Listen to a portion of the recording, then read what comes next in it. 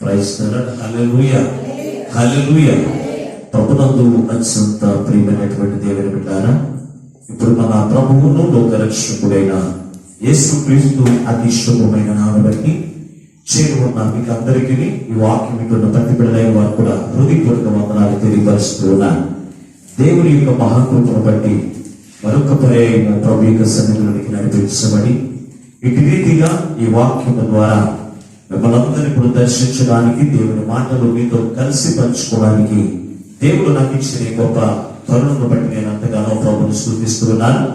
ఈ ఆనంద మాసములో మరొక పర్యాయము దేవుని యొక్క మాటలు మనం ఒకసారి ఒక మాటను ఈ రోజున జ్ఞాపకం చేసుకోవడానికి దేవుడు మనకు ఎంతగానో కృప చూపించాడు.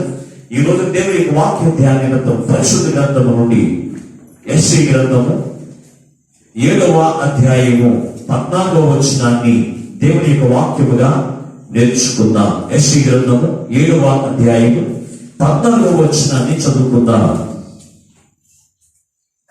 కాబట్టి ప్రభువు తానే ఒక సూచన మీకు చూపును, ఆలకించుడి. కన్యక గర్భవతి కుమారుని కని అతనికి ఇమ్మానుయేలును పేరు పెట్టును. చిన్న ప్రార్థన చేస్తూ వాక్యాన్ని నేర్చుకుందాం. మమ్మల్ని శాశ్వతమైన ప్రేమతో ప్రేమించి మా కొరకు ప్రాణం పెట్టిన యేసయ్యా మీకు లెక్కలేని వందనాలు, స్తోత్రాలు. ఆయన తండ్రి, ఎంతవరకు పాటల ద్వారా నీ నామములకు మహిమ తెచ్చుకున్నానయ్యా. ఈ సమయంలో నీ కొద్ది మాటలు ధ్యానం చేస్తూ ఉండగా నీ పక్షమైనటువంటి దాసుని శిలువ చోటును మరుగుపరిచి అయ్యా నీ దాసుని నోట నీ మాట ఉంచి మాతో సూటిగా మాట్లాడించి ఉండగా అయ్యా వెలుగులు గురించి గ్రహించగల మనసు, లోబడి అనుసరించి నడిచినటువంటి మనసు అయ్యా ప్రతి బిడ్డలైన వారికి మీరు అనుగ్రహం చేసి రాకడికి ఆయనతో పరిచయమని అతి త్వరలో పెళ్లి కుమారుగా రానిన యేసు పరిశుద్ధమైన నాడు ప్రార్థించి వెళ్ళిపోతున్నాము పరమ తండ్రి, ఆమేన్. ప్రభునందు అత్యంత ప్రియమైనటువంటి దేవుని బిడ్డారా, ఈ చదవబడిన వాక్య భాగంలో ఈ రోజు దేవుడు మనతో మాట్లాడుచున్న అంశము ఇమ్మానుయేలు దేవుడు అనే మాటని ఈ రోజున దేవుని యొక్క వాక్యముగా మనము నేర్చుకుందాము. దేవుని బిడ్డారా, ఈ చదవబడిన వాక్య భాగములో ఈ వాక్యము ఎవరు రాశారు అని మనం ఆలోచన చేస్తే యెషయా ప్రవక్త గారు ముందుగానే ప్రవచనాత్మకంగా యేసుక్రీస్తు యొక్క మొదటి రాకడ గురించి ఇక్కడ తెలియపరుస్తూ ఉన్నారు. ఇక్కడ పరిశుద్ధ గ్రంథంలో అనేకమైనటువంటి ప్రవచనాలు యేసుక్రీస్తు ప్రభువు వారు ఆయన మొదటి రాకడ గురించి, రెండవ రాకడ గురించి కూడా పరిశుద్ధ గ్రంథంలో అనేకమైన విషయాలు రాయబడ్డాయి. అయితే మొదటి రాకడ గురించి జకరియా, మీకా, అలాగే మోషే వీరందరూ కూడా ప్రవచించే ప్రతి ఒక్క ప్రవచనము కూడా నెరవేరకుండా లేదు. అంటే ఆయన ప్రవచించే ప్రతి ఒక్క ప్రవచనాత్మకమైన వాక్యము పరిశుద్ధ గ్రంథంలో నెరవేర్పును మనం చూడగలుగుతూ ఉన్నాం. అయితే రెండవ రాకడ గురించి కూడా, దేవుని యొక్క రాకడ గురించి రాయబడిన ప్రతి ఒక్క లేఖనం కూడా, ప్రతి ప్రవచనం కూడా నెరవేరడానికి ఈ రోజున మనము సిద్ధంగా ఉన్నాము. దేవుని బిడ్డారా, అయితే మొదటి రాకడ గురించి ఇక్కడ ఎవరు రాశారు ఈ మాట మాకు ఆలోచన చేస్తే యెషయా ప్రవక్త ఈ మాటను ప్రవచించారు. ఎందుకు ప్రవచించారు, ఎందుకు ప్రవచించవలసి వచ్చింది ఈ మాట మనం ఆలోచన చేసినప్పుడు ఆహాజు రాజు ఉన్నాడు. ఆహాజు రాజు యొక్క జీవితంలో కొన్ని శ్రమలు ఎదురైన సమయంలో అప్పుడు ఈ రాజుని యెషయా ప్రవక్త అంటున్నాడు, ఇదిగో ఈ శ్రమలన్నిటి నుంచి విడిపించడానికి దేవుడు సిద్ధంగా ఉన్నాడు, కనుక నువ్వేదైనా సూచన కావాలంటే కోరుకో అని అడిగాడు. అడిగినప్పుడు ఇతడు దేవుని యందు భయభక్తులు గలవాడై ఉండి దేవుణ్ణి శోధించడానికి ఇష్టపడలేదు. అంటే అంతకు ముందు అనేకమైన సూచనలు అడుగుతూ వచ్చారు. హిజ్కియా జీవితంలో అక్కడ స్వస్థత పొందుకోవడానికి హిజ్కియా నన్ను స్వస్థపరచవని, ఏదైనా సూచన మాకు ఏదైనా తెలియపరచని, సూర్యుడిని ఒక 10 మెట్లు వెనక్కి నడిపించు అని చెప్పి ఒక సూచన కోరాడు. అలాగే ప్రతి విషయంలో కూడా సూచన అడిగారు. దేవుని పెట్టారా, ప్రతి విషయంలో కూడా సూచన అడుగుతూనే వచ్చారు. అడిగిన దాన్ని బట్టి నెరవేర్పు కూడా వారు చూడగలిగారు. అయితే అహజ్య మాత్రము సూచన అడగబట్టి ఏది కూడా అడగలేదంట. అడగనటువంటి సమయంలో యెషయా ప్రవక్త దేవుని యొక్క ఆత్మ చేత ప్రవచించాడు. దేవుని బిడ్డ, దేవుని యొక్క ప్రవచనం అంటే ఈ చదవబడిన ఈ సూచనే ప్రవచనం. ఏమిటి యొక్క సూచన అని మనం ఆలోచన చేస్తే, కన్యక ఏం చేస్తుందట, గర్భవతి అయి కుమారుని కని అతనికి ఇమ్మానుయేలును పేరు పెట్టును. చూడండి ప్రభువునందు దేవుని బిడ్డారా, కన్యక గర్భవతి కుమారుని కంటుందంట. కన్యక అంటే ఎవరు అంటే పెళ్లి కానటువంటి వారు కన్యకలు, పెళ్లి కానటువంటి వారు కన్యకలై ఉన్నారు. దేవుని బిడ్డారా, ఈ కన్యక గర్భవతి కుమారుని కంటం ఏంటి అని మనం ఆలోచన చేస్తే, కన్యకు గర్భవతి కుమారుని కంటారా అంటే ఉన్నారంటే అటువంటి వారు కూడా. వివాహంకు ముందే పిల్లలకి అనేటువంటి కన్యకులు కూడా లేకపోలేదు, ఉన్నారు. కానీ పురుషులతో కలవకుండా పిల్లలకి అనేటువంటి వారు మాత్రము ఎవరు కూడా లేరు. దేవుని బిడ్డ, పురుషులతో కలిస్తేనే పిల్లలు జన్మిస్తారు. అయితే ఈ కన్యక ఒక సూచన ఏమిటి? ఒక సూచన అంటే కన్యక గర్భవతి కుమారుని కంటుంది అనేటువంటి సూచన తెలియపరిచిన దేవుని బిడ్డ యెషయా ప్రవక్త. దేవుని బిడ్డ, ఈ కన్యక గర్భవతి కుమారుని కంటుందని ఈ ప్రవచనమును ప్రవచించినటువంటి యెషయా ప్రవక్త ఈ ప్రవచనం ఎప్పుడు ప్రవచించాడంటే యేసు ప్రభువారు ఈ లోకంలోనికి శరీరధారిగా రాకముందు 7 సంవత్సరముల క్రితమే ఈ ప్రవచనాన్ని ప్రవచించారు. దాని యొక్క నెరవేర్పును కూడా మనం చూడగలుగుతున్నాం. చూడండి ఒకసారి పరిశుద్ధ గ్రంథంలో దాని యొక్క నెరవేర్పు గురించి మనం ఆలోచన చేస్తే, ఈ యొక్క మత్తయి రాసిన సువార్త 1వ అధ్యాయం 22వ వచనంలో ఆ వాక్యం యొక్క నెరవేర్పును మనం చూడగలుగుతాం. ఒకసారి చదువుకుందాం. ఇదిగో కన్యక గర్భవతి కుమారుని కన్ను, ఆయనకు ఇమ్మానుయేలు పేరు పెట్టును అని ప్రభువు తన ప్రవక్త ద్వారా పలికిన మాట నెరవేరినట్లు ఇదంతయు జరిగెను.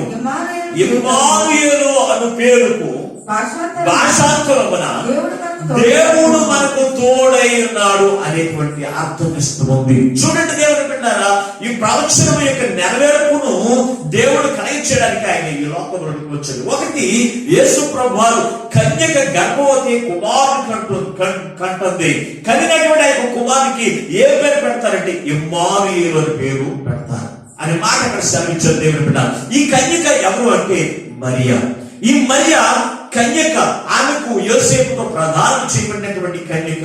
వివాహం అయితే జరగలేదు. అయితే ఆ పురుషులతో ఏ పురుషుడు కూడా ఎరగనటువంటి కుమార్తె ఎవరు అంటే ఈ కన్యక అయినటువంటి మరియ. దేవుని బిడ్డ, ఆమె పరిశుద్ధాత్మ చేత గర్భము ధరించి కుమారుని కన్నదంట. దేవుని బిడ్డ, కుమారుని కంది అంటే కన్యక గర్భవతి కుమారుని కంటుందంటే దేవునికి మాత్రము సమస్తము కూడా ఆయనకి సాధ్యమైనటువంటి దేవుడు. కన్యక ద్వారా బిడ్డలను కలగ చేయడానికి ఆయన సమర్థుడు. అబ్రహాంకి ఇచ్చిన భార్య శారా వృద్ధాప్యంలో ఉంది, శరీరం అంతా కూడా ఒడిగిపోయింది, స్త్రీ ధర్మం నిలిచిపోయినటువంటి ఆ యొక్క శారా ద్వారా ఇస్సాకును దేవుడు కలగజేశాడు. అంటే దేవుడు అందుకే దేవుడు మాట్లాడుతున్నాడు, నాకు అసాధ్యమైనది ఏమన్నా ఉందా, నాకు సమస్తమును కూడా సాధ్యము, నాకు సమస్తమును కూడా సాధ్యమని అక్కడ ఉన్నటువంటి ముసల శరీరంలో నుంచి బిడ్డను కలగజేసిన దేవుడు కన్యక గర్భము నుంచి కుమారుని కలగచేయడం ఆయనకి సాధ్యము కానిది ఏమాత్రం కూడా కాదండి. ఆయన సమస్తమును కూడా సాధ్యమే,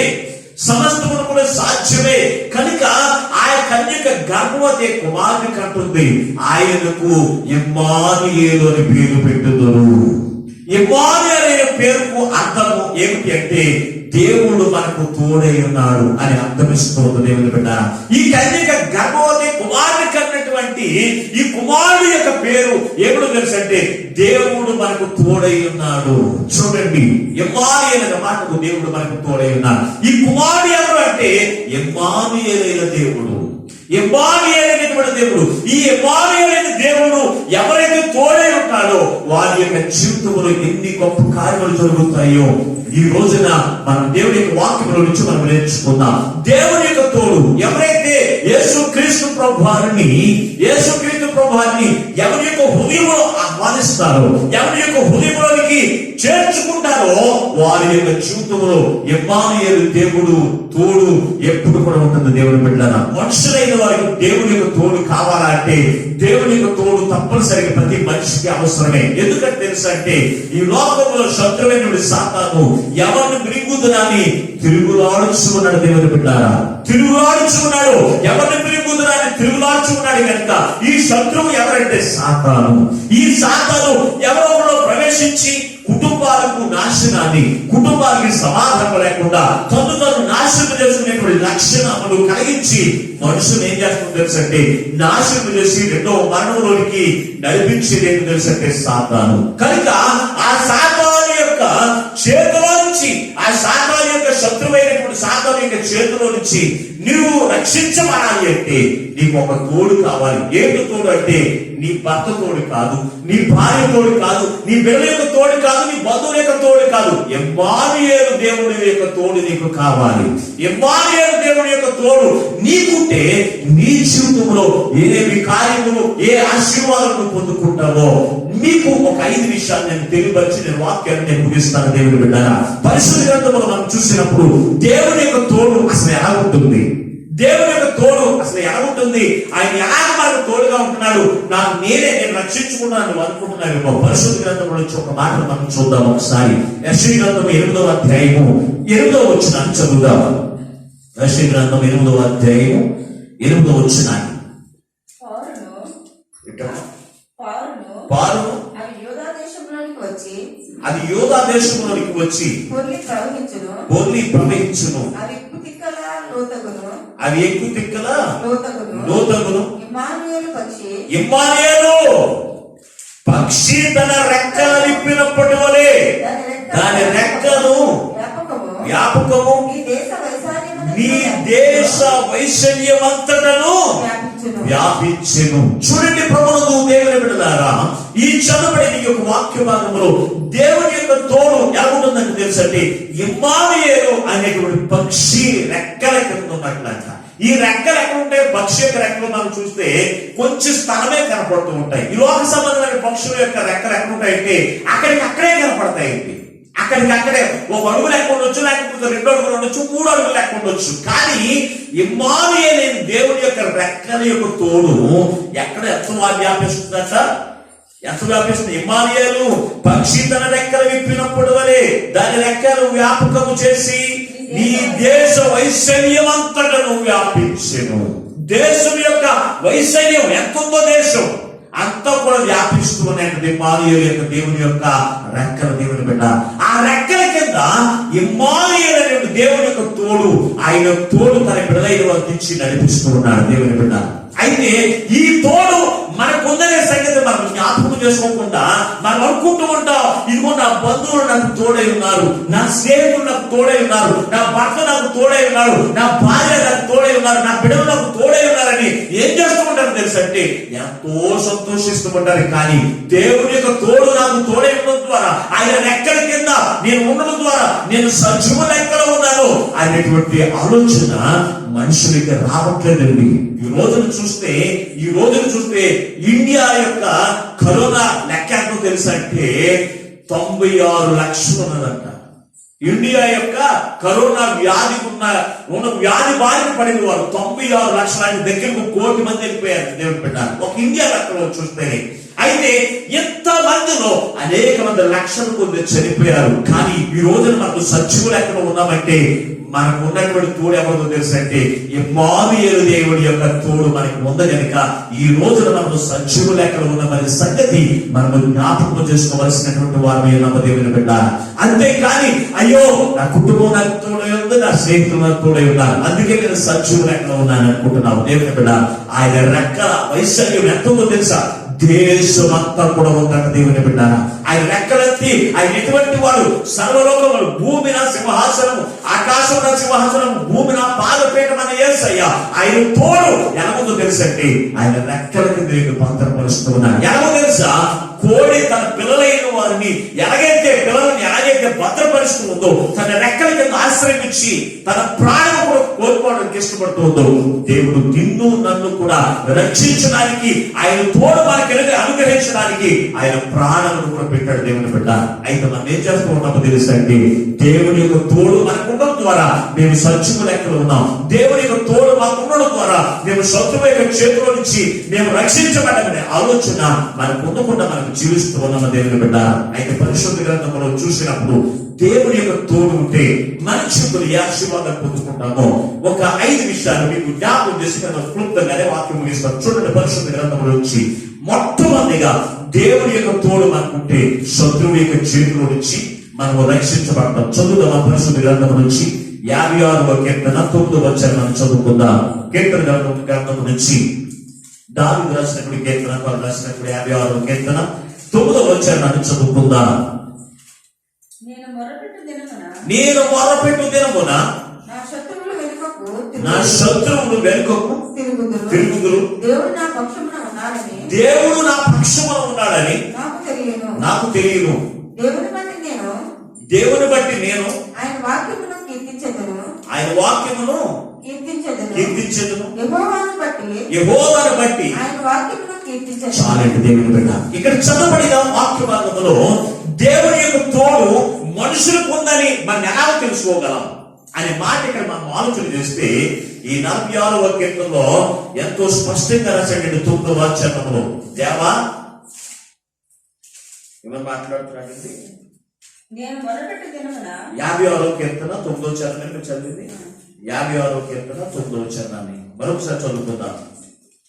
నేను మొరపెట్టు దినమున నా శత్రువులు వెనకకు తిరుగుదురు. దేవుడు నా పక్షమున ఉన్నాడని నాకు తెలియదు.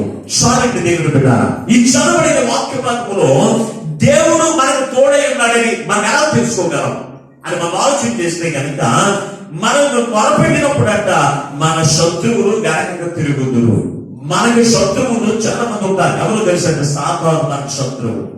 ఈ సాతాను మనుషులను నాశనం చేయడానికి, మనుషుల యొక్క జీవితంలో సమాధానం లేకుండా చేయడానికి, మనుషుల యొక్క కుటుంబాన్ని కాల్చివేయడానికి ఈ శత్రువైన సాతాను మన మీదకి రేగుతూ ఉంటాడంటే దేవుని బిడ్డ.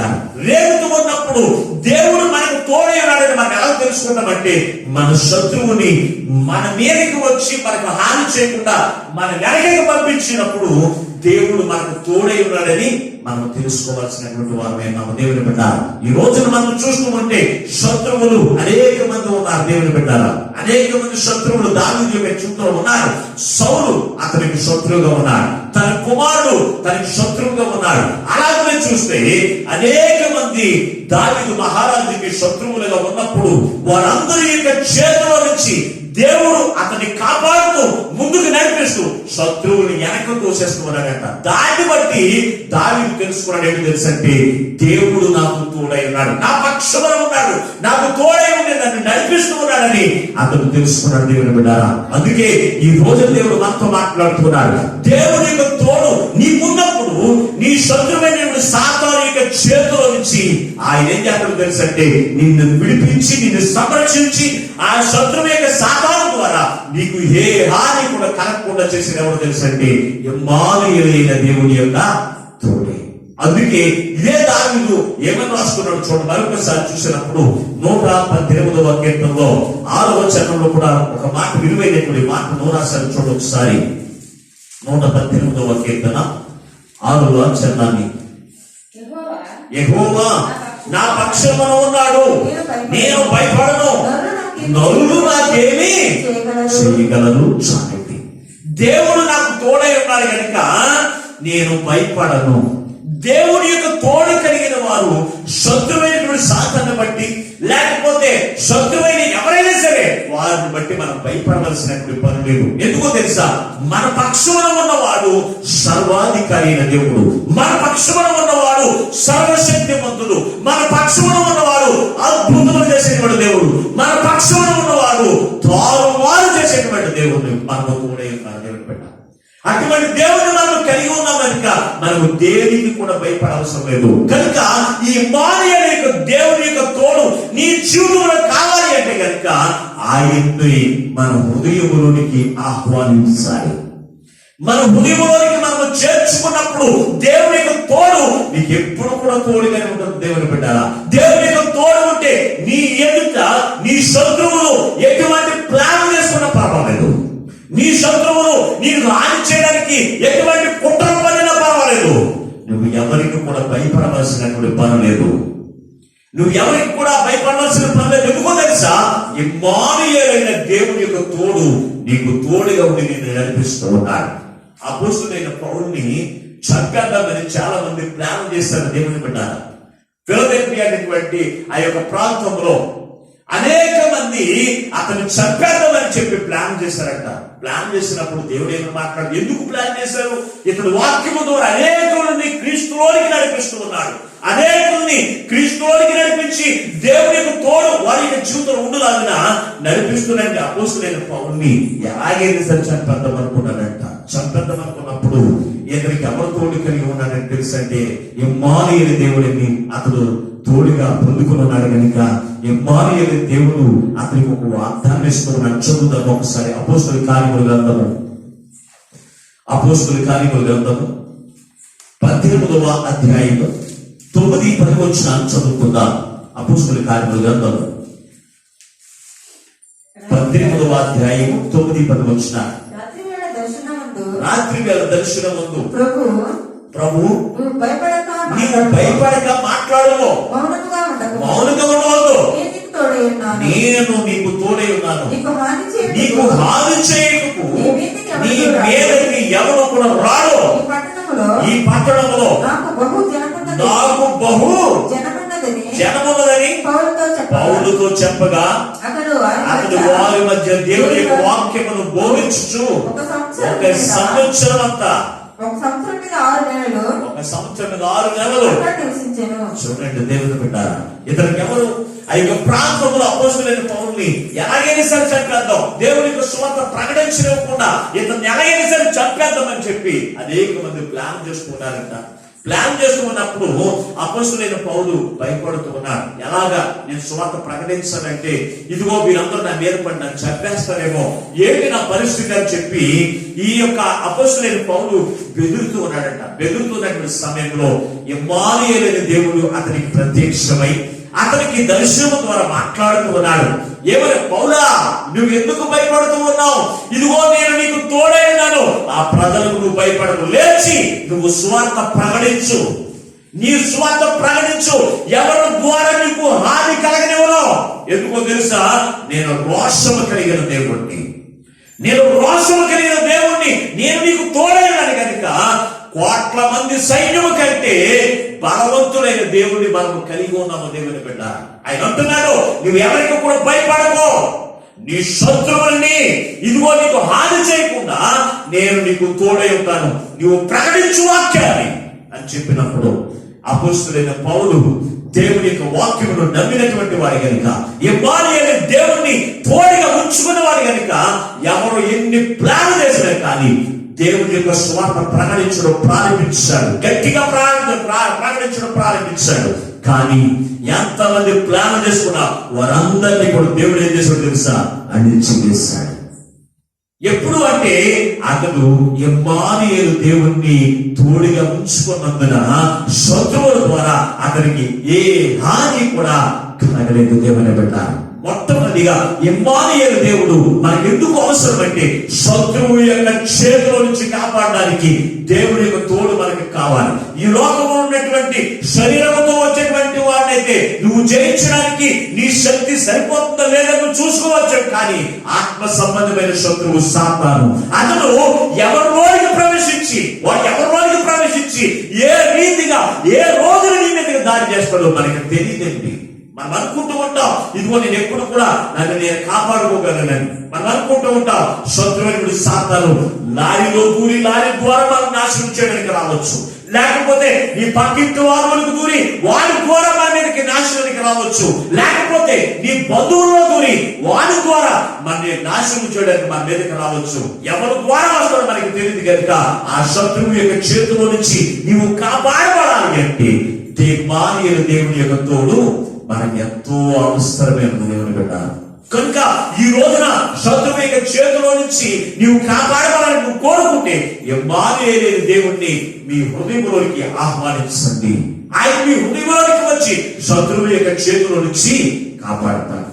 రెండవదిగా మనం చూస్తే మనకు కలిగినటువంటి శ్రమలన్నిటిలో నుంచి కాపాడడానికి ఇమ్మానుయేలు దేవుడు మనకు తోడు ఎంతో అవసరమైన. అపోస్తలుల కార్యముల గ్రంథము 7వ అధ్యాయము 9వ వచనాన్ని చదువుకుందాం. అపోస్తలుల కార్యముల గ్రంథము 7వ అధ్యాయము 9వ వచనాన్ని.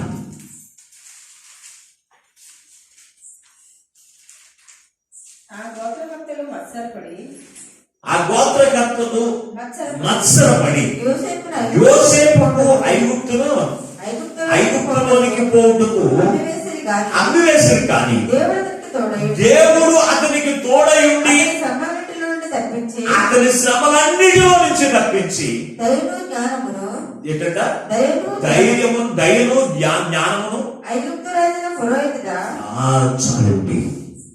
ఇమ్మానుయేలు దేవుని యొక్క తోడు మన చేతిలో ఉంటే మొట్టమొదటిగా శత్రువు యొక్క చేతుల నుంచి మనం కాపాడబడతాం. రెండవదిగా మనం చూస్తే మన జీవితంలో ప్రతి మనిషి జీవితంలో శ్రమలు లేనటువంటి మనిషి లేవండి. శ్రమలు ప్రతి మనిషికి ఉంటాయి. కొంతమంది అనుకుంటారు నాకు ఉన్న శ్రమలు మా పక్కింటోళ్ళు లేవనుకుంటారు. కానీ ప్రతి వారికి కూడా శ్రమలు ఉంటూ ఉన్నాయి. శ్రమ లేనటువంటి వాడు ఎవరు కూడా భూమి మీద ఎవరు కూడా లేరు. ప్రతి ఒక్కరికి శ్రమ ఉంది దేవుని బిడ్డ. అయితే ఈ శ్రమలన్నిటిలో నుంచి కాపాడడానికి మన బంధువులు మన యొద్దకు రారు, మన యొక్క స్నేహితులు మన యొద్దకు రారు, అలాగే మన ఇరుగు పొరుగు వారు శ్రమలో నుంచి మనం కాపాడడానికి మన మంచుకు రాదు. కానీ మనమైతే అన్ని కలిగి ఉన్నప్పుడు అంటారు మేము మీకు తోడై ఉన్నాం కనుక నువ్వు ఏది దేనికి భయపడవాడు అంటారు. కానీ శ్రమ వచ్చినప్పుడు, ఆపద వచ్చినప్పుడు, కష్టం వచ్చినప్పుడు వారిని ఆశ్రయిస్తే అయ్యో నిన్నటి వరకు సహాయం చేయడానికి నా దగ్గర డబ్బులు ఉన్నాయి కానీ ఈ నిన్నే ఎవరు అడిగి ఇచ్చేశారంట. నీ శ్రమ నుంచి కాపాడడానికి ఇమ్మానుయేలు దేవుడు మనకి తోడై ఉన్నాడు. అలాగే మనం చూస్తే ఈ చదవబడిన వాక్య భాగంలో యోసేపుకు దేవుడి యొక్క తోడు కలిగినటువంటి వాడు. ఇమ్మానుయేలు దేవుణ్ణి యోసేపు కలిగినటువంటి వాడిగా ఉన్నాడు కనుక అతని యొక్క జీవితంలో అతడు అభివేయబడినప్పటికీ, తన అన్నదమ్ములతో కొట్టబడి నూతులో పడవేయబడినప్పటికీ, అతన్ని శరసాల వేసినప్పటికీ కూడా, అతని మీద నిందలు వేసినప్పటికీ కూడా, ఈ శ్రమలన్నిటిలోనూ కూడా ఎవరు తోడై ఉన్నాడు తెలుసంటే దేవుని యొక్క తోడు అతనికి ఉంది కనుక శ్రమలన్నిటిలో నుంచి విడిపించబడుతూ ముందుకు కొనసాగుతున్నారు దేవుని బిడ్డ. ఈ రోజు మన యొక్క జీవితంలో కూడా ఇమ్మానుయేలు దేవుణ్ణి మనము తోడుగా మనం పొందుకున్నాము కనుక నీ బ్రతుకుల్లో, నీ జీవితంలో అనేకమైన శ్రమ వస్తున్నప్పటికీ కూడా ఆ శ్రమలన్నీ కూడా విడిపించింది ఎవరు తెలుసంటే ఇమ్మానుయేలు అయిన దేవుని యొక్క తోడే. అని అనుకుంటూ ఉంటాం ఆ శ్రమ నుంచి నేను విడిపించబడ్డాను. ఎలా విడిపించబడ్డావు? నీకు నీవు విడిపించుకోవడానికి నీ సామర్థ్యం నీకు సరిపోదు, నీ శక్తి నీకు సరిపోదు. నువ్వు అనుకోవచ్చు నేను ఎంతో కష్టపడి నేను డబ్బులు సంపాదించాను అనుకుంటావు. దేవుని బిడ్డ, ఎంత మాత్రము కూడా నీ సామర్థ్యము, నీ శక్తి నీకు సరిపోదు. దేవుని యొక్క తోడు నీకు ఉంటేనే నువ్వు ఆ శ్రమలన్నిటి నుంచి విడిపించబడతావు. కానీ దేవుని యొక్క తోడు నీకు లేకపోతే కనుక ఎంత మాత్రం కూడా శ్రమ నుంచి నువ్వు తప్పించబడేటువంటి వాడు కానే కాదు. యోసేపు యొక్క జీవితంలో ఆ శ్రమలన్నిటిలో నుంచి దేవుడు అతనికి ఏం చేశాడు తెలుసంటే విడిపించబడ్డాయి. కారణం ఏంటి తెలుసంటే ఇమ్మానుయేలు దేవుని యొక్క తోడు అతనికి ఉన్న దేవుని బిడ్డ.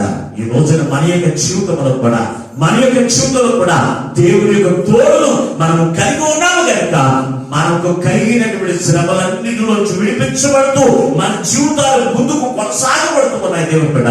కొంతమంది శ్రమలు విడిపించబడకుండా జీవించవచ్చు చాలా మంది ఉన్నారు. అయితే వారు అనుకుంటూ ఉంటారు శ్రమ విడిపించబడినప్పుడు ఆత్మహత్య చేసుకున్న వారు ఉన్నారు, శ్రమలు విడిపించబడినప్పుడు వారికి వారే నాశనం చేసుకున్న వారు ఉన్నారు, వారికి వారే ఏం చేస్తారో తెలుసంటే వారి జీవితాన్ని నాశనం చేసుకున్న వారు అనేక మంది ఉన్నారు దేవుని బిడ్డ. ఎవరో తెలుసంటే దేవుని యొక్క తోడు పొందుకోకుండా జీవించేవారు. ఇమ్మానుయేలు దేవుణ్ణి మన సొంత రక్షకుడిని మనం అంగీకరిస్తే ఆయన మొట్టమొదటిగా మన శత్రువు యొక్క చేతిలో నుంచి రక్షించేటువంటి దేవుడు. ఇమ్మానుయేలు దేవుణ్ణి మనం తోడుగా మనం పొందుకుని ఉంటే మనం ఎవరు చెప్పనిచ్చంటే శ్రమలన్నిటిలో నుంచి మనం తప్పించబడతాము దేవుని బిడ్డ. శ్రమలన్నిటిలో నుంచి మనం తప్పించబడి ప్రభువుని బట్టి ఆనందించే కృపను దేవుడు మనకు అనుగ్రహిస్తాడు దేవుని బిడ్డ. ఎందుకంటే యోబు యొక్క జీవితంలో మనం చూస్తే యోబు యొక్క జీవితంలో వచ్చిన శ్రమలు ఎటువంటివో తెలుసంటే కుమారుని కోల్పోయాడు, కుమార్తెను కోల్పోయాడు, తన ఆస్తిని కోల్పోయాడు. అలాగే వారి యొక్క బంధువులు అందరూ కూడా విమర్శిస్తున్నప్పటికీ అన్ని విషయాల్లో కూడా దేవుని యొక్క తోడు అతను కలిగి ఉన్నాడు కనుక రెండంతల ఆశీర్వాదం చేత అతను యోబు యొక్క జీవితం ఆనందకరమైన జీవితంలో దేవుడు అనుగ్రహించాడు దేవుని బిడ్డ. ఈ రోజున మన యొక్క జీవితంలో శ్రమలు కలుగుతూ ఉన్నాయా? ఆ శ్రమలన్నిటికి విడిపించే దేవుడు మనం కలిగి ఉన్నాము కనుక నా దేవుడు నాకు కలిగిన శ్రమలన్నిటి నుంచి విడిపిస్తాడు. యోసేపు యొక్క శ్రమను విడిపించినట్లుగా నా శ్రమను విడిపించడానికి నేను కలిగి ఉన్న దేవుడు సమర్థుడు. నా దేవుడు అసమర్థుడు కాదు. అని మనం నమ్మేటువంటి వారికి ఉన్నారు దేవుని బిడ్డ. ఈ రోజున నువ్వు ఏ శ్రమల మార్గంలో నడిపించబడుతున్నావో, ఏ కష్టాల మార్గంలో నడిపించబడుతున్నావో, ఆ కష్టాలన్నీ కూడా నీ జీవితంలో నుంచి విడిపించబడాలి అంటే, ఆ శ్రమలన్నీ కూడా నీ జీవితంలో నుంచి విడిపించబడాలి అంటే ఇమ్మానుయేలు దేవుణ్ణి తోడుగా నువ్వు ఆహ్వానించి నీ హృదయంలోనికి ఆయన నీలోనికి వచ్చి ఆ శ్రమలన్నింటిలో నుంచి దేవుడు ఏం చేస్తాడో తెలుసండి, నీకు విడిపిస్తాడు దేవుని బిడ్డ. క్లుప్తంగా ముందుకు వెళ్ళిపోదాం. మూడవదిగా మనం చూస్తే ఇమ్మానుయేలు దేవుడు మనకు తోడై ఉంటే మన యొక్క జీవితంలో దినదినము కూడా వర్ధిల్లుతామని దేవుని బిడ్డ. చదువుదాం ఒకసారి ఆదికాండం 39వ అధ్యాయము 2వ వచనాన్ని చదువుకుందాం. ఆదికాండము 39వ అధ్యాయము. యెహోవా యోసేపునకు తోడై ఉన్నది కనుక అతడు వర్ధిల్లుచు తన యజమానుడు ఐగుప్తీయుంట ఉండెను. యెహోవా అతనికి తోడై ఉండెనని అతను చేసినదంతయు అతని చేతిలో యెహోవా సఫలము చేసినని అతని యజమానుడు చూచినప్పుడు యోసేపు మీద అతనికి ఎవరింటిగా ఉన్నాడట? యోసేపు ఐగుప్తీయులైన పోతీఫరు యొక్క గృహము యొద్ద కొనుక్కున్నాడు. పోతీఫరు కొనుక్కున్నాడు. ఎవరిని? యోసేపు కొనుక్కున్నాడు. కొనుక్కున్నప్పుడు యోసేపు ఎవరితో ఉన్నాడంటే పోతీఫరు యొక్క గృహంలో ఉన్నప్పుడు అంట యోసేపుకు దేవుడు తోడై ఉన్నాడనే సంగతి యోసేపు చెప్పట్లేదండి. మరి ఎవరు చెప్తున్నారు? ఒక ఐగుప్తీయుడు, ఒక పాపానికి బానిసగా ఉన్నటువంటి ఐగుప్తీయుడైనటువంటి పోతీఫరు చెప్తున్నాడు దేవుని బిడ్డ. ఎప్పుడైతే యోసేపు ఆ పోతీఫరు యొక్క గృహంలోకి వచ్చాడో దేవుడు అతనికి తోడై ఉన్నాడనే సంగతి పోతీఫరు గ్రహించాడు దేవుని బిడ్డ. ఇమ్మానుయేలు దేవుని ఎవరు కలిగి ఉన్నాడో తెలుసండి? పోతీఫరు కలిగి ఉన్నాడు. పోతీఫరు కలిగి ఉన్నాడు కనుక ఆ యోసేపు కలిగి ఉన్నాడు కనుక దేవుడు అతను తోడై ఉన్నందున అతను వర్ధిల్లుచుకున్నాడంట. ఈ రోజు మన జీవితంలో మనం కోరుకుంటాం దినదినము కూడా వర్ధిల్లాలి, దినదినము కూడా వర్ధిల్లాలి. పాటలో ఉన్నవాడేమో రేషన్లోకి వెళ్ళాలని కోరుకుంటాడు, రేషన్లోకి వెళ్ళిన వాడేమో బిల్డింగ్లోకి వెళ్ళాలని కోరుకుంటాడు, బిల్డింగ్ లో ఉన్నవాడేమో 2 అంతస్తులు బిల్డింగ్ కట్టుకోవాలని కోరుకుంటాడు. అయితే మనిషి జీవితంలో వర్ధిల్లింపు జీవితము కావాలని కోరుకుంటాడు, కానీ ఇమ్మానుయేలు దేవుణ్ణి మాత్రము కోరుకోవట్లేదు. నీ జీవితంలో వర్ధిల్లింపు జీవితమును ఎవరిస్తారో ఇమ్మానుయేలు దేవుడు నీకు తోడై ఉంటే నీ జీవితము దినదినము కూడా వర్ధిల్లుతూ ఉంటది దేవుని బిడ్డ. యోసేపు యొక్క జీవితంలో ఆ యొక్క యోసేపు ఎవరు పోతీఫరు యొక్క గృహంలో ఉన్నప్పుడు పోతీఫరు యొక్క ఇల్లంట దినదినము కూడా వర్ధిల్లుతూ ఉన్నదంట.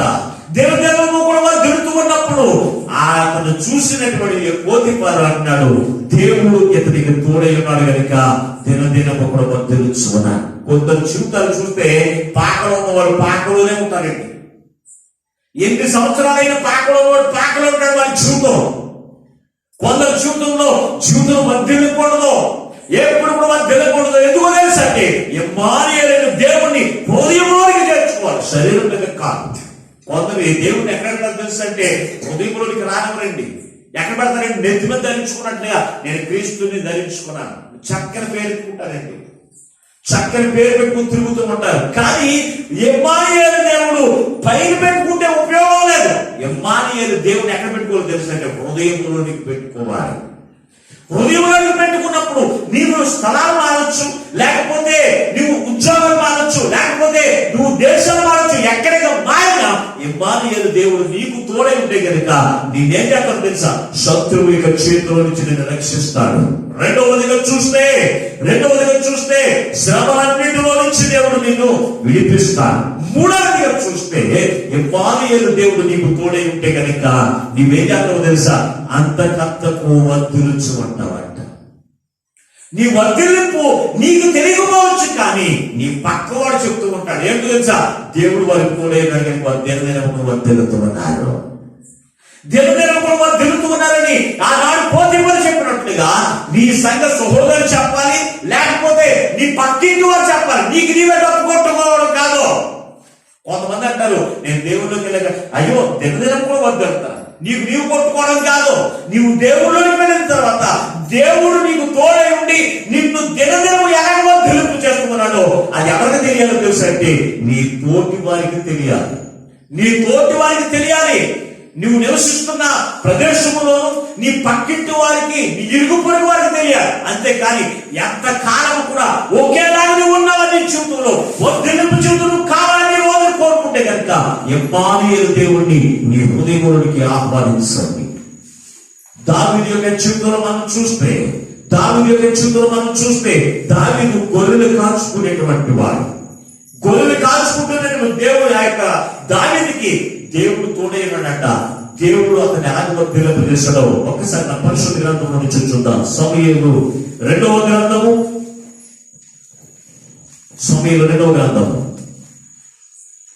5వ అధ్యాయము 10వ వచనం చదువుదాం. సమూయేలు 2వ గ్రంథము 5వ అధ్యాయము 10వ వచనం. దావీదు అంతకంతకు వర్ధిల్లెను, సైన్యములకు అధిపతి యెహోవా అతనికి ఎవరండి దావీదుకు తోడై ఉన్నవారు? సైన్యములకు అధిపతి యెహోవా, సర్వశక్తిమంతుడైన యెహోవా అతనికి తోడై ఉన్నందున దావీదు అంతకంతకు వర్ధిల్లుచు ఉండెను. గొర్రెల దొడ్డులో ఉన్న దావీదు గొర్రెల దొడ్డులో లేడు. రాజుగా హెచ్చించబడ్డాడు. రాజు నుంచి మహారాజుగా హెచ్చించబడ్డాడు. అలాగే 2 గోత్రాలకు రాజు ఉన్నటువంటి దావీదు 12 గోత్రాలకు మహారాజు అయ్యాడు. దేవుని బిడ్డలారా, అంతకంతకు దావీదు వర్ధిల్లడానికి గల కారణం ఏమిటి? ఇమ్మానుయేలు దేవుణ్ణి అతడు తోడుగా పొందుకున్నాడు, తన హృదయంలోనికి ఆహ్వానించుకున్నాడు.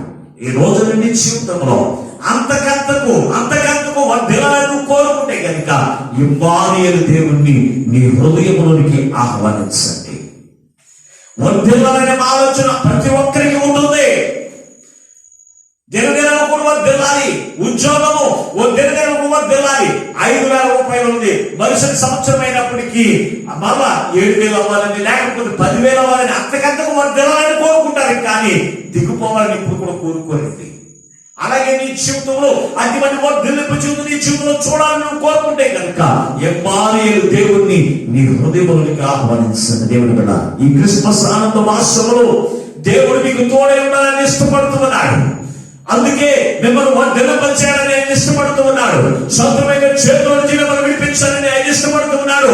శ్రమలన్నిటిలో నుంచి మిమ్మల్ని విడిపించి దేవుని యొక్క సహాయం మీకు అనుగ్రహింపజేసి దినదినం కూడా ఆనందించడానికి ఆయన ఇష్టపడుతున్నాడు. ఆయన ఆహ్వానిస్తూ ఉన్నారు. ఆయన మీ హృదయంలోనికి ఆలోచన చేయండి.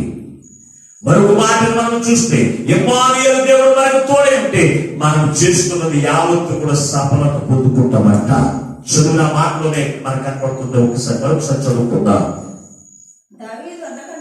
దావీదు అంతకంతకు వర్ధిల్లెను. దావీదు ముందు సమూయేలు యోసేపు గురించి వచ్చింది. ఒకసారి ఆదికాండము 29వ అధ్యాయం 39వ అధ్యాయం అక్కడ వచ్చి ఒకసారి చదవండి. యెహోవా అతనికి తోడై ఉండెను గనుక ఆ చెరసాల అధిపతి అతని చేతికి అప్పగింపబడిన దేని గూర్చి విచారణ చేయకుండా ఉండెను.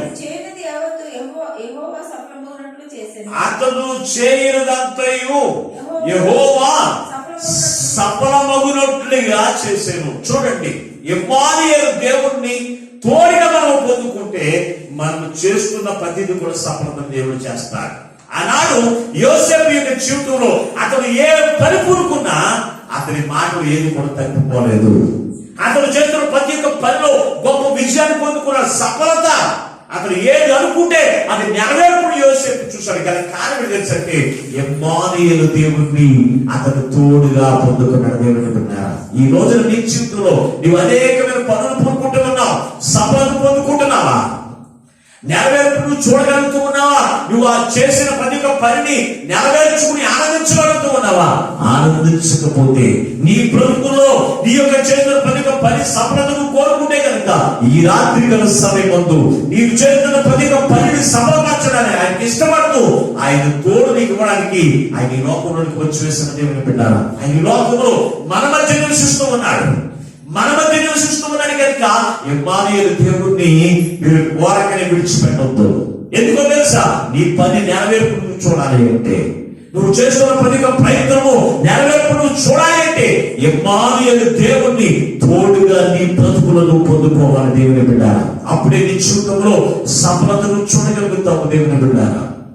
కానీ ఎంతవరకు నీ జీవితంలో దేవునికి తోడు లేకుండా నీవు అనుకున్న పని నెరవేర్పు నువ్వు చూడకపోతే కనుక ఈ రాత్రికాల సమయం నీతో మాట్లాడుచు ఉండగా దేవుని యొక్క తోడును పొందుకుని నీవు చేస్తున్న ప్రతి ఒక్క పనిని ప్రతి ఒక్క ప్రయత్నమును సఫలతను చూడాలి దేవుని బిడ్డ.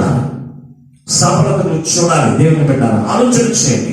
సమూయేలు ప్రవక్త దేవుని యొక్క తోడు అతను పొందుకున్నాడు కనుక అతని యొక్క జీవితంలో 6వ అధ్యాయంలో సమూయేలు 1:6 అతను పెద్దవాడైనప్పుడు అతని మాటలు ఏది కూడా తప్పిపోలేదు రాసిన దేవుని బిడ్డ. కానీ కారణం ఏమిటి అంటే అతను దేవుని తోడై ఉన్నాడు. దేవుని యొక్క తోడు అతని యొక్క బ్రతుకులో పొందుకున్నాడు.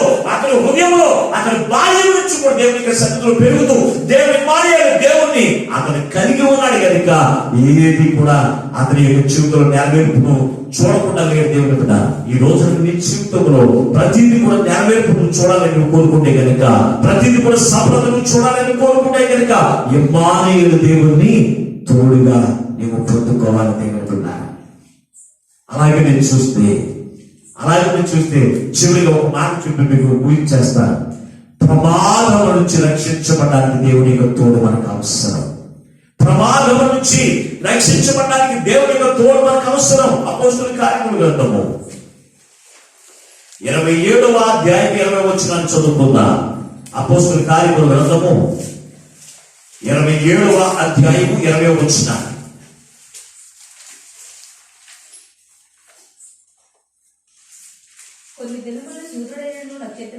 కొన్ని దినములు సూర్యుడైనను నక్షత్రములైనను కనబడక పెద్ద గాలి మా మీద కొట్టినందున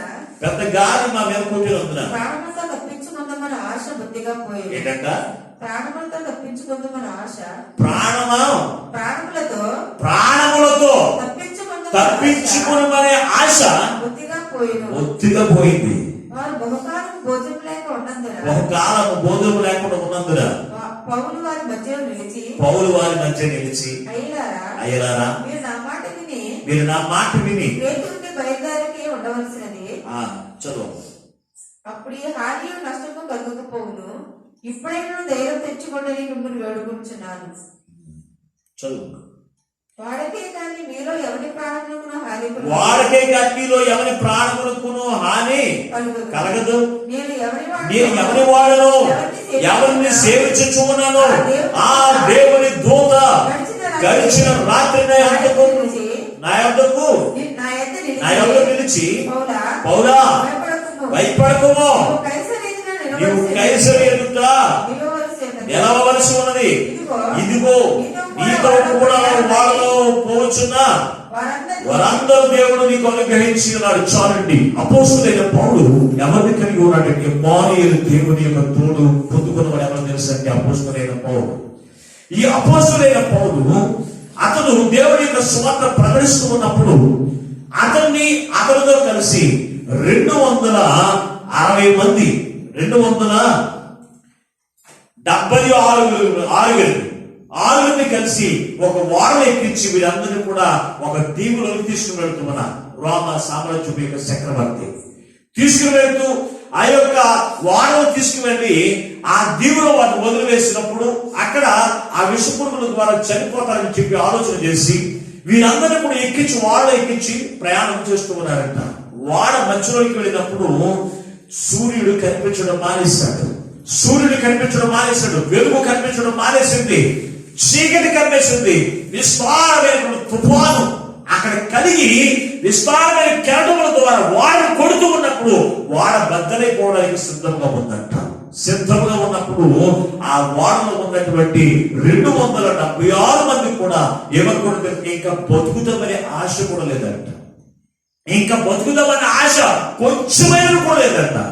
కొంచెమైన లేనప్పుడు అంతకు ముందే ఆ రాత్రి దేవుని దర్శనాన్ని చూసినటువంటి అపోస్తలుడైన పౌలు వారి మధ్యలో నిలబడి మాట్లాడుతూ ఉన్నాడు. వారందరి మధ్యలో నిలబడి మాట్లాడుతూ ఉన్నాడు. నేను ఇమ్మానుయేలు యొక్క దేవుని యొక్క తోడును నేను ఆయన కలిగి ఉన్నాడు. కనుక నేను ఎంత మాత్రం నశించుకోను, మీరు కూడా నశించుకోకుండా ఉండాలి అంటే ఇమ్మానుయేలు దేవుణ్ణి తోడు మీరు పొందుకోండి, మీరందరూ కూడా మీ ప్రాణములను కూడా రక్షించబడతాయని చెప్పి వారికి హెచ్చరిక చేశాడంట. హెచ్చరిక చేసినప్పుడు ఆయన యొక్క మాట చెప్పిన వారు చేశారు. వారు చేశారు కనుక ఆ యొక్క 276 మందిలో కూడా వారంతా కూడా బద్దలైపోయింది. దేవుని వాడు వార బద్దలైతే ఎవరన్నా బతకుండా ఉంటారండి? ఎవరన్నా బతకుండా ఎవరన్నా ఉంటారా? అందరూ చచ్చిపోతారండి. వాడ ఎక్కడుంది? సముద్రపు మధ్యలో ఉంది. సముద్రపు మధ్యలో ఉంది. ఎక్కడ చూసి ఒక దీపు కూడా కనపడట్లేదు. టైటానిక్ షిప్ అక్కడ అది ఇరుగుపోయి, ఆ టైటానిక్ షిప్ ఇరిగిపోయి ఆ వాడలో ఉన్న వారందరూ కూడా చనిపోయారు. కానీ ఒకే ఒక కుమార్తె బతుకుందని మనము తెలుసుకుంటున్నాం. మనందరికి కూడా తెలుసు. అంటే వాడ ఇరిగిపోయి వాడ బద్దలైపోయి అక్కడ ఉన్నవారు ఎవరు కూడా సజీవులు ఎక్కడ లేరండి, అందరూ కూడా చనిపోయారు. కానీ దేవుని యొక్క తోడు ఉన్నటువంటి ప్రజలైన వారు, అది ఎంత ప్రమాదమో కావచ్చు, అది నీ ప్రాణము ఇదిగో దక్కదని నేను బ్రతకను అనుకున్నటువంటి ప్రమాదం ఎదుర్కొ రావచ్చు. కానీ ఇమ్మానుయేలు దేవుడు నువ్వు కలిగి ఉంటే కనుక ఆ ప్రమాదానికి కూడా నువ్వు భయపడవలసిన పర్లేదు. ఆయన నీకు తోడైనాడు కనుక ఆ ప్రమాదము ఎంత భయంకరమైనది సరే దేవునికి అది సమస్తము కూడా సాధ్యమే. ఆ ప్రమాదం నుంచి రక్షించుటకు మన దేవుడు సమర్థుడు. ఈ రోజున నీ జీవితంలో నీకు నీవే కాపాడుకుంటున్నాను అనుకుంటున్నావేమో, నీకు నీవే రక్షించుకుంటున్నాను అనుకుంటున్నావేమో, చాలా జాగ్రత్త. ఇమ్మానుయేలు దేవుడు నువ్వు తోడుగా ఉన్నాడు కనుక నీవే రక్షించుకుంటున్నా, ఆయన నువ్వు రక్షిస్తూ ఉన్నాడు. నువ్వు ఏ స్థలంలో తిరిగినా, ఏ గ్రామాలకి తిరిగినా, ఏ పట్టణానికి తిరిగినా, ఏ పనులోకి వెళ్ళినా, ఏ స్థలంలోకి వెళ్ళినప్పటికీ కూడా ఆ స్థలాలన్నిటిలో నుంచి, ప్రమాదకరమైన స్థలాల్లో నుంచి దేవుడు నిన్ను రక్షిస్తూ ఈ రోజున సజీవులు ఎక్కడ ఉంచాడంటే ఇమ్మానుయేలు దేవుని యొక్క తోడు నీకు ఉన్న దేవుని పెట్టాలి. ఈ రోజున బయటకు వెళ్ళిన వారు తిరిగిట్టు వస్తారో లేదు కూడా తెలియట్లేదండి. తిరిగిట్టు వస్తారో లేదు కూడా తెలియట్లేదండి. అటువంటి భయంకరమైన ప్రమాదకరమైన రోజులు ఎక్కడ చూసినా మన ప్రాంతంలోనే మరణకరమైన వార్తలు, ప్రమాదాలకు గురై చనిపోయారు. మరి ఇన్ని ప్రమాదాలు లోకంలో జరుగుతూ ఉన్నప్పుడు, ఎంతోమంది నశించిపోతున్నప్పటికీ నీవు కలిగి ఉన్న దేవునికి తోడు నీకు ఉండబట్టే నీవు సజీవుడు ఎక్కడ ఉన్నావనే సంగతి నువ్వు జ్ఞాపకం చేసుకుంటున్నావా? ఆలోచన చేయండి. ఇమ్మానుయేలు దేవుణ్ణి అపోస్తలుడైన పౌలు తోడుగా అతను హృదయంలో పొందుకున్నాడు కనుక అతను ధైర్యంతో మాట్లాడుతున్నాడు. దేవుని బిడ్డలారా, ధైర్యంతో మాట్లాడుతున్నాడు. నేను ఎవరిని కలిగి ఉన్నాను, నేను ఎవరిని కలిగి ఉన్నానని మాట్లాడుతున్నాడంటే అతను నేను ఇమ్మానుయేలు దేవుణ్ణి నేను తోడుగా నేను ఉంచుకున్నాను.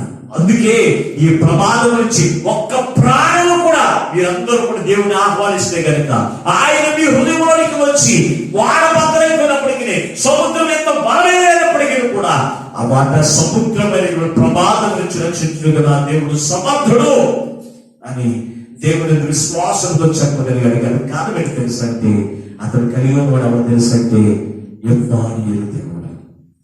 ఆయన తోడు అతని యొక్క జీవితంలో పొందుకున్నాడు కనుక ఆ ప్రమాదం నుంచి అతను తప్పించబడ్డాడు. దేవుని బిడ్డ, మీకు 5 విషయాలు మీకు తెలియపరిచాను. ఇమ్మానుయేలు దేవుడు మనకు తోడై ఉంటే శత్రువు యొక్క చేతుల నుంచి మనం రక్షించబడతాం. యోబు యొక్క జీవితంలో శత్రువైన సాతాను అతను తాకడానికి భయపడిపోయింది. అయ్యా నీ కంచి తీసేస్తే కనుక, నీ తోడు యోబు కుటుంబం చుట్టూ తీసేస్తే కనుక ఆ కుటుంబాన్ని నేను చిన్నబన్నం చేసేస్తానంది. అంటే ఇమ్మానుయేలు దేవుని యోబు తోడే ఉన్నాడు కనుక శత్రువు అతను ఏమి తాకలేకపోయింది. దావీదుకి శత్రువులు తన యొక్క స్నేహితులు కావచ్చు, లేకపోతే తనకున్నటువంటి తన మాంగరికి కావచ్చు, తనకున్నటువంటి కుమారుడికి కావచ్చు, సింహుడికి కావచ్చు, ఎలుగుబంటి కావచ్చు, వాటన్నిటి నుంచి కూడా గొలియాతే కావచ్చు, ఆ శత్రువు యొక్క చేతుల నుంచి రక్షించింది ఎవరో తెలుసంటే దేవుని యొక్క తోడే. దేవుని యొక్క తోడే అతనికి తోడే ఉన్నందున ఆయన వాటన్నిటి నుంచి కూడా రక్షించబడ్డాడు. అలాగే శ్రమలన్నిటి నుంచి రక్షించబడాలి అంటే దేవుని యొక్క తోడు నీకు అవసరం. దేవుని యొక్క తోడు తప్పనిసరిగా ప్రతి మనిషికి కూడా అవసరమే. కనుక ఇమ్మానుయేలు దేవుడు మనకి ఎంతో అవసరమైన కనుక ఆయన మనం పొందుకునేటువంటి వారిగా ఉండాలి. ఇమ్మానుయేలు దేవుడు మనకు తోడే ఉంటే దినదినము కూడా వర్ధిల్లుతూ ఉంటామంట. జీవితంలోను, బ్రతుకుల్లోను, ప్రార్థనలోను, అలాగే ఆరాధనలోను, అన్ని విషయాల్లో కూడా దినదినము కూడా వర్ధిల్లుతూ ఉంటాం. దేవుని యొక్క తోడు మనం కలిగి ఉంటే. అంతేకాదు మనం చేసినవన్నీ కూడా సఫలత మన యొక్క జీవితంలో పొందుకునే వారికి మనం ఉండాలి అంటే ఇమ్మానుయేలు దేవుడు మనకి తోడై ఉండాలి. అలాగే మనం అనేకమైన ప్రమాదాల నుంచి రక్షించబడాలి అంటే ఇమ్మానుయేలు దేవుడు మనకి తోడై ఉండాలి. అందుకే యేసు ప్రభువు వారు నీకు నాకు తోడై ఉండడానికి ఈ వాక్యంలోకి వచ్చాడు కనుక మనకు దేనికి కూడా భయపడాల్సిన పని లేదు. చివరిగా ఒక వాక్యాన్ని చదువుకుని వాక్యాన్ని మనం ముగించుకుందాం. రోమీయులకు రాసినటువంటి పత్రిక 8వ అధ్యాయము 31వ వచనాన్ని చదువుకుని వాక్యాన్ని ముగించుకుందాం. రోమీయులకు రాసినటువంటి పత్రిక 8వ అధ్యాయము 31వ వచనాన్ని ఇట్లుండగా ఏమందుము దేవుడు మన పక్షములో ఉండగా మనకి విరోధి ఎవడు? తన సొంత కుమారుని అనుగ్రహించుటకు వెలుగు తీక మనందరి కొరకు ఆయనను అప్పగించి ఉన్నాడు. ఆయనతో పాటు సమస్తమును మనకెందుకు అనుగ్రహింపడు? దేవుని చేత ఏర్పరచబడిన వారి మీద నేరము మోపువాడెవడు? నీతిమంతులుగా తీర్చువాడు దేవుడే. శిక్ష విధించువాడెవడు? చనిపోయిన క్రీస్తు యేసే. అంతేకాదు మృతుల నుండి లేచిన వాడును దేవుని కుడి పార్శ్వమున ఉన్నవాడును మన కొరకు విజ్ఞాపనము కూడా చేయవాడును ఆయనే. క్రీస్తు ప్రేమ నుండి మనల్ని ఎడబాపువాడెవడు? శ్రమ అయినను, బాధ అయినను, హింస అయినను, కరువైనను, వస్త్రహీనతైనను, ఉపద్రవమైనను, ఖడ్గమైనను మనలను ఎడబాపునా.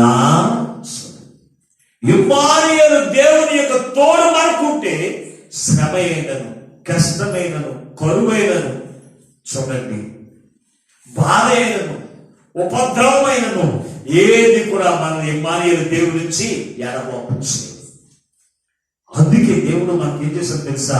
ఇమ్మానుయేలు దేవుడిని మనకి ఏం చేశాడంటే తోడుగా మనకు ఉంచాడంట. చూడండి, ఇట్లుండగా నేనేమందును దేవుడు మన పక్షంలో ఉండగా మనకు విరోధి ఎవడు? తన సొంత కుమారుని మనకు అనుగ్రహించడానికి వెలుగు తీక తన కుమారుని మనకు తోడుగా ఇచ్చేసాడు. ఈ రోజు యేసయ్య నీకు నాకు తోడై ఉన్నాడు.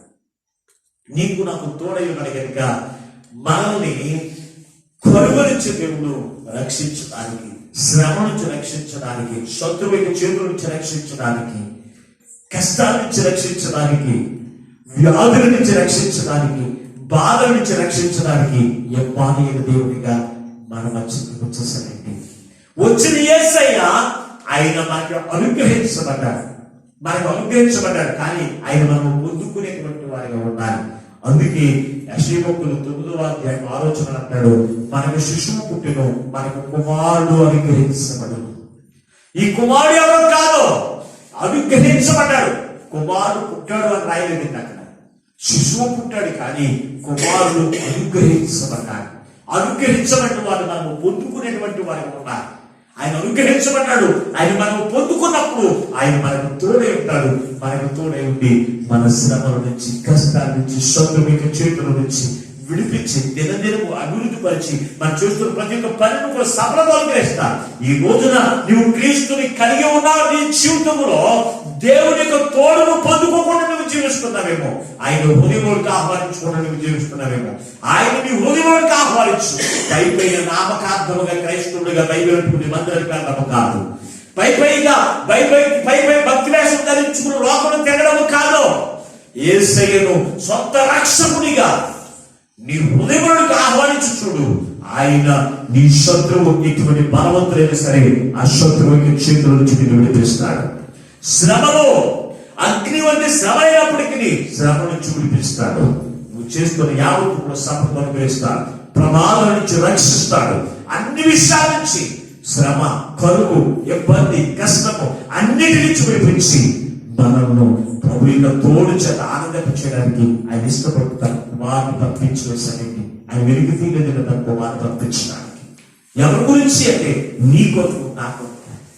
ఆయన మనము తోడు పొందుకుని మన యొక్క జీవితంలో దినదినము కూడా వర్ధిల్లాలని, ప్రభు యొక్క రాకడ కొరకు సిద్ధపడాలని తన కుమారుని పంపించేశాడు. ఆ కుమారుని వ్యర్థంలో విడిచిపెట్టుకు తిరుగుతున్నావేమో, వ్యర్థంగా విడిచిపెట్టి నువ్వు జీవిస్తున్నావేమో. ఈ రాత్రికాల సమయంలో దేవుడు మనతో మాట్లాడుతుండగా ఈ రోజునే ఆయన్ను మీ హృదయంలోకి చేర్చుకోండి. ఆ క్రీస్తులో ఉన్న ఆనందాన్ని మీరు పొందుకుంటారు. అదే నిజమైన క్రిస్మస్. ఆ క్రిస్మస్ ఆనందం నీ జీవితంలో పొందుకోవాలంటే ఆయన తోడు నీ జీవితంలో తప్పనిసరిగా అవసరం. చాలా మంది ఎవరి బిడ్డలు కోరుకుంటారు, అయ్యో ఎప్పుడు కూడా నేను ఒక్కదాన్ని జీవించాలా, నాకు భర్త ఒక తోడే ఉండాలనుకుంటాను, ఒక తోడు ఉండాలనుకుంటాను. అయితే భర్త తోడైనా భార్య తోడైనా ఎంతకాలం అంటే శాశ్వత కాలం ఉంటారండి. శాశ్వత కాలం ఉండవు. ఎవరు ఏ రోజున ముందే పొందరు తెలియదు. కానీ దేవుని యొక్క తోడు సదాకాలం నేను మీకు తోడై ఉంటాను అన్న దేవుడు. ఆయన ఎప్పుడు మనతోనే ఉంటాడు. మనం కాపాడడానికి, మనం పోషించడానికి, కోరిక నుంచి విడిపించడానికి అన్ని విషయాలు మనకు తోడై ఉండి ఆయన రాకడ కొరకు సిద్ధపరిచిన తెలుసా ఎమ్మానుయేలు అనే దేవుడు. ఆయన తోడు మీరు పొందుకోండి. ఆయన ఇచ్చేటువంటి ఆశీర్వాదం వారసులు కండి. అటువంటి గొప్ప వాక్యము ఆ పరిశుద్ధాత్మ దేవుడు ఎమ్మానుయేలు అనే దేవుడు మీకు అందరికీ తోడై నడిపించును గాక. ఆమేన్. ప్రార్థన చేసుకుందాం. మమ్మల్ని శాశ్వతమైన ప్రేమతో ప్రేమించి మా కొరకు ప్రాణపడి వేసాయానికి వందనాలు స్తోత్రం.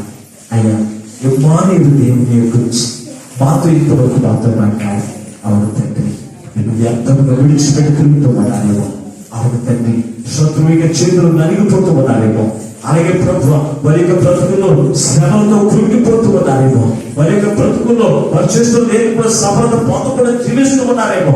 వారి యొక్క బ్రతుకుల్లో అయ్యా దినదినము వర్ధిల్లింపు లేకుండా జీవిస్తూ ఉన్నారేమో. ప్రమాదాల నుంచి రక్షించుకునే జీవితం జీవిస్తూ ఉన్నారేమో. అందుకే ఎమ్మానుయేలు అనే దేవుడిని, అయ్యా దేవుడైన నీవే, వాక్యమైన నీవే ఈ లోకంలోనికి ఎమ్మానుయేలు దేవుడిగా మా మధ్యలోకి వచ్చి వేస్తావయ్యా. ఇప్పుడే ఈ వాక్యం వింటున్న ప్రతి ఒక్క బిడ్డలైన వారి హృదయంలోకి నేను ఆహ్వానించు తండ్రి. నీ తోడు పొందుకునే తండ్రి, నిత్యము ఆనందకరమైన ఆశీర్వాదకరమైన జీవితాలు పొందుకునే గొప్ప వాక్యము ప్రతి బిడ్డలైన వారు పరికల్పజేసి మీరు మహిమను పొందమని యేసు పరిశుద్ధమైన నామములో ప్రార్థించి వేడుకొనుచున్నాము పరమ తండ్రి. ఆమేన్. అందరికీ వందనాలు.